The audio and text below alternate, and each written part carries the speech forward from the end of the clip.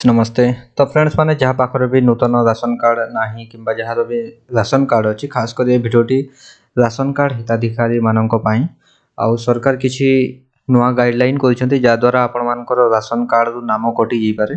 तो खास कर आप वीडियो देखूँ जहाँद्वारा आप जानीपारे कि आपणकर ना कटो ना ना आपण कौन करेंगे जहाँद्वारा आपणकर नाम कटो ना।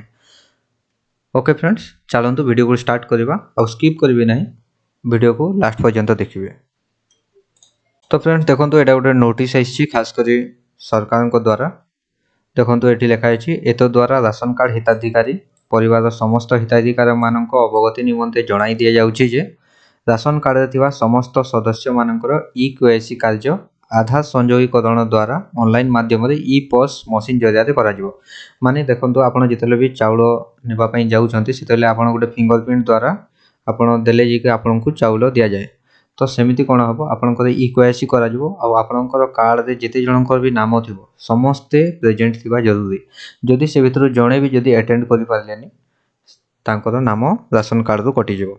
तो आपण मानको पूरा बाध्यतामूलक अछि कारण आपण जेमिति हेले जाईकि भी ई-केवाईसी करंतो। आ ए योजनाटा खास कर सरकार करिवार मुख्य कारण हला बहुत जण माने मरि जाइथिबा सत्वे मध्ये तांकर नाम रे चाउल मिलुछि।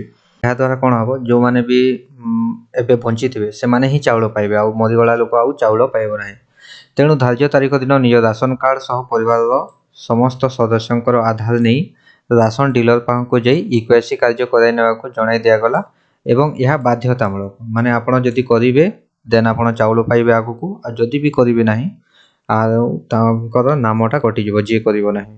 ओके तो जो सदस्य ई-केवाईसी कार्य करा नजिव सेमानकर नाम राशन कार्ड रू कटिजा सह राशन सामग्री पाइबारू वंचित होबे।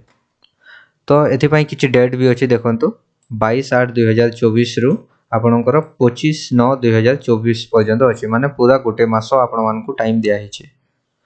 ओके खाद्य जोगाण और खाउटी कल्याण विभाग तो आपनकर सप्लाई जी अछि माने आपण जो पंचायत रु चाउल नेउछंती तांको पाखकु जाई कि आपण निजर ई-केवाईसी करंतु और निजर कार्ड रु ना कटिवारु वंचित होवंतु। ओके फ्रेंड्स एटा बहुत माने बहुत इन्फॉर्मेटिव थिला कारण एटा जानिबा समस्त को पई निहाती जरूरी।